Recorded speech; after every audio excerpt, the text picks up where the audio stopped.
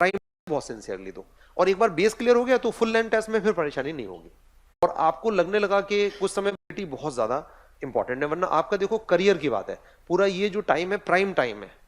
और ये अगर आपने नहीं सही करा और आपको लगने लगा कि कुछ समय बाद क्या होता है, मेजोरिटी स्टूडेंट को लगने लगता है कि अब वो रेस से बाहर हो गए 3-4 महीने बाद, क्योंकि अब 3-4 महीने तो नष्ट कर दिए और अभी कुछ गेन भी नहीं करा। तो फिर ये होता है कि जब 3-4 महीने में कुछ नहीं करा तो अगले 3-4 महीने में भी तो यही करने वाले हैं हम, और आने वाले समय में ये लगता है कि अब तो होना ही नहीं है, इस बार तो प्रीलिम्स बाहर हो गए। तो फिर क्या होता है, फिर सोचो कि अब पढ़ो मत पढ़ो, होना तो है ही नहीं, तो पढ़ पाओगे?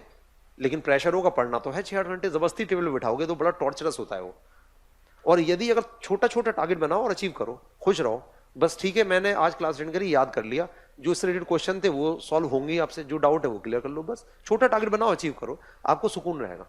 और देखो एक बात बताऊं, अगर यूपीएससी की तैयारी कर रहे हो, आपको लग रहा है कि होनी नहीं है, बाहर हो रही इससे, तो टेंशन निरंतर रहेगी आपको। चाहे मूवी देख लो, जाके पिक्चर देखो, कुछ भी घूमो, मजा नहीं आएगा, क्योंकि टेंशन ये लगी रहेगी क्या होगा, गांव में क्या कहेंगे लोग, सब जानने वाले क्या कहेंगे कि भाई आईएएस क्या हुआ भाई,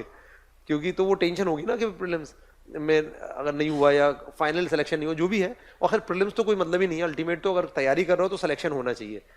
मतलब अगर नहीं हो, अगर रेस में नहीं हो तो उससे अच्छा तो ये है कि कुछ और देखो। देखो मैं तो मानता हूं कि एक जीवन है, अब पता नहीं पुनर्जीवन होगा नहीं होगा या किस रूप में होगा, तो कम से कम इसे सही से एंजॉय करो। और ये आपको बहुत बड़ी अपॉर्चुनिटी मिली है, आपने अच्छा ख्वाब देखा है तो कम से कम कोशिश तो करो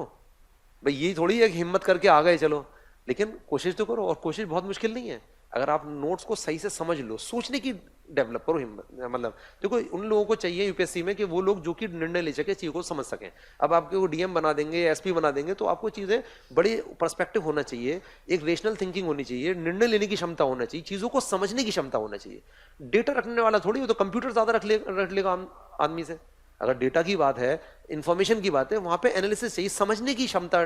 को डेवलप करना है। तो उद्देश्य क्या होना चाहिए क्लास में, ये होना चाहिए समझने की क्षमता को डेवलप करना, क्यों है, कैसे है, जो न्यूज़पेपर में पढ़ रहे हो वो क्या स्थिति है, क्यों होनी चाहिए, क्यों नहीं होनी चाहिए, और ये डिस्कस करो बाद में जिन इश्यूज पे वो है।